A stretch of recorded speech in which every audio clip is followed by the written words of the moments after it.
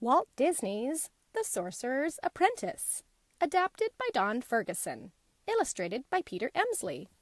A Little Golden Book. Long, long ago, there lived a powerful sorcerer who had a young apprentice named Mickey. Every day the little apprentice swept the floors, polished the sorcerer's crystal ball, and carried water from the well to the sorcerer's magic pool. Late one afternoon, a bat was fluttering around the sorcerer's head. As Mickey watched, the sorcerer raised his arms and said, "Mutatus!" The bat magically turned into a beautiful butterfly. But the trick had tired the old sorcerer. He yawned and put his sorcerer's hat down upon his table.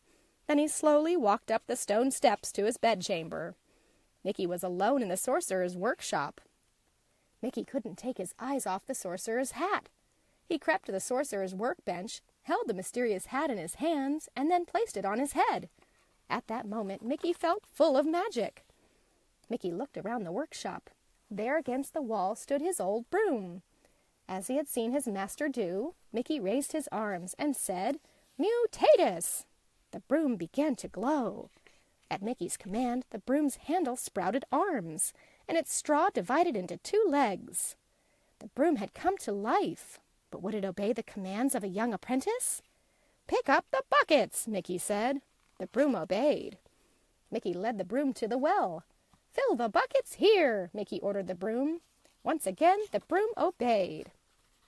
Carrying the 2 buckets of water, the broom followed the little apprentice back to the sorcerer's magic pool.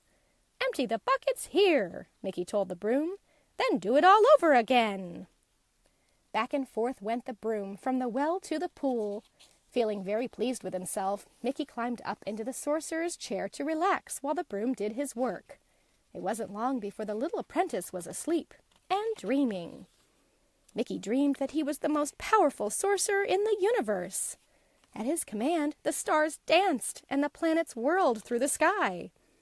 Far below the mountain top, the oceans raged and roared at Mickey's command. Higher and higher the waves crashed until Mickey felt the cold, wet spray of the water. Splash! This was no dream. The magic pool was overflowing. The enchanted broom had done Mickey's work all too well. "Stop!" shouted Mickey. The broom did not stop. It marched right over Mickey, dumped more water into the pool, and went back to the well. "Mutatus!" cried Mickey. But the broom did not obey. It filled its buckets instead.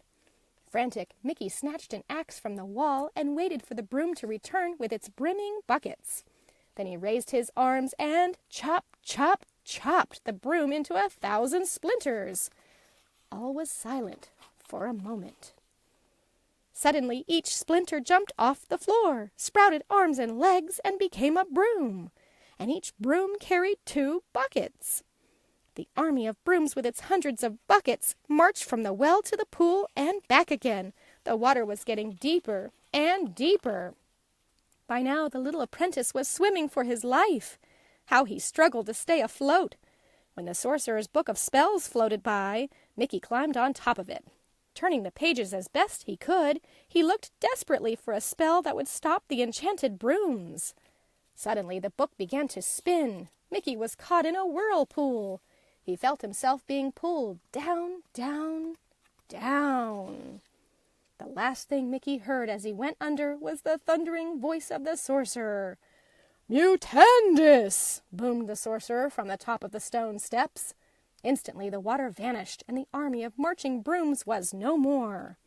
The sorcerer's apprentice knew he was in a lot of trouble. With a gulp, Mickey returned the magical hat to the sorcerer.